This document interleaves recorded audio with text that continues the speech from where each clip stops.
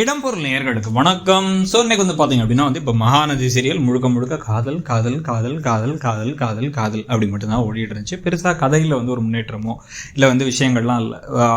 இவ எப்படி கொடைக்கானலில் வச்சு தன்னுடைய காதலை பற்றி நமக்கும் தெரிஞ்ச நிவின் காவேரி காதலை பற்றி காவேரி சொன்னாங்களோ, அவங்களுக்கு எது வழி கொடுத்துச்சு எது காயம் கொடுத்துச்சுங்கிறத சொன்னாங்களோ, அந்த மாதிரி நமக்கு தெரியாத விஜய் வெண்ணிலா காதலை பற்றி விஜய் சொல்லிகிட்டு இருக்காரு.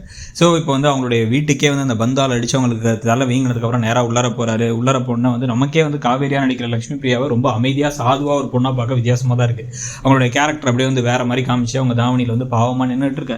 ரொம்ப வலிக்குதா என்னாச்சு அப்படின்னா, பரவாயில்ல நீங்கள் என்ன வேணுனேவா அடிச்சிங்க, பரவாயில்ல ஃப்ரெண்ட் நீங்கள் என்ன வேணுனேவா பண்ணீங்க, யாராச்சும் வேணுனே பண்ணுவாங்களா அப்படிங்கிற மாதிரி சூரியவம்சம் குழந்த மாதிரி அவங்க பேசிக்கிட்டு இருக்காங்க. உடனே தலையில் அவர் தொட்டு வேற பார்க்குறாரு. அந்த காயத்தை தொட்டே பார்த்துட்டிங்களா அப்படின்னா ஆமாம் அவளுக்கு காயப்பட்டுருச்சுல, அதனால தான்.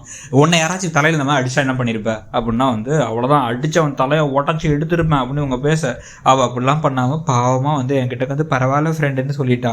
அப்போ இருந்தே எனக்கு அவளை ரொம்ப பிடிச்சிருந்துச்சு. அதுக்கப்புறம் அன்றைக்கி ஈவினிங் வந்தேன் பார்த்தா நானே அதை மறந்துருந்தாலும் அவள்கிட்ட டாக்டர்கிட்டலாம் போவேனா, வீக்கம் குறைஞ்சிருச்சுன்னா. அப்படியே அதுக்கப்புறம் பேசிக்கிட்டே இருந்தோம். டெய்லி என்ன பண்ணுவோம், நான் பைக் தான் வச்சிருந்தேன், அவளை போய் ட்ராப் பண்ணிட்டு வரது. காலேஜ் போய் படிச்சுட்டு இருந்தா அவளை போய் ட்ராப் பண்ண வரேன், ட்ராப் பண்ண போக வரேன்னு சொல்லிட்டு இந்த விஷயங்களை தான் அதிகமாக பண்ணிகிட்டு இருந்தோம் நாங்கள். அதில் ஒரே மாற்றி அந்த விஷயங்கள் மட்டுமே நடந்துக்கிட்டு இருக்க.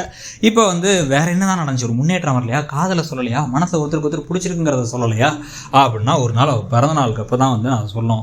அவள் பிறந்த நாளுக்கு அப்போ அவள் குழந்தைங்க சாக்லேட் கொடுக்க வர மாதிரி மேலே வந்தா, என் ரூமுக்கு வந்தா. அவள் நடந்து வர்றது சாரி கட்டி அப்படியே ஜல் ஜல் ஜல் ஜல் நான் நடந்து வர சவுண்டு கேட்டேன். ஒரே ஆர்வமாக வெயிட் பண்ணுறேங்கிறாரு இவர். அப்புறம் என்னாச்சு அப்படின்னு அவங்க கேட்க, அங்கே உள்ளார சாக்லேட்டை கொடுக்க, வெறும் சாக்லேட் தானான்னு நான் கேட்டேன். வேற என்ன தரது அப்படின்னு டக்குன்னு அப்படி செவுத்தோரமாக தள்ளி ஒரு அலமாரி உரமாக தள்ளிட்டு, எனக்கு நீ தான் வேணும், நான் உன்னை கூட இருக்கணும், வாழ்க்கை ஃபுல்லாக அவன் கூட இருக்கணும், எப்பயோ உன்னை பிடிக்கும், எப்பயோ உன்னை சொல்லணும்னு நினச்சேன், ஆனால் உன் பிறந்த நாள் அன்றைக்கி சொல்லாமல் வேறு எப்போ சொல்கிறது, அதனால தான். அப்போ உனக்கு வேணான்னா சொல்லு, நான் போயிடுறேன், சாக்லேட்டை மட்டும் எடுத்துக்கிட்டு அப்படின்னு இவர் சொல்லும் பொழுது, இல்லை எனக்கும் ரொம்ப பிடிச்சிருக்கு அப்படின்னு அவங்க சொன்ன உடனே இவர் சந்தோஷமாயி அவங்கள தூக்கியெல்லாம் சுற்றினேன் அப்படிங்கிறார். அதை கேட்ட உடனே இவங்க ஒரே சந்தோஷமாயிடுறாங்க. வா என்ன ஒரு காதல், என்ன ஒரு ப்ரப்போசல் அப்படின்னு சொல்லிட்டு இருக்காரு. உன் முன்னாடி தம் அடிச்சா கோச்சிப்பியா அப்படின்னா, என் முகத்தில் புகை அடிக்காத வரைக்கும் ஓகே அப்படிங்கிறாங்க இவங்க. உடனே ஒரு சிகரெட்டை பற்ற வச்சுட்டே இந்த பக்கம் திருப்பி விஜய் அந்த காதலை சொல்லிட்டு இருக்காரு.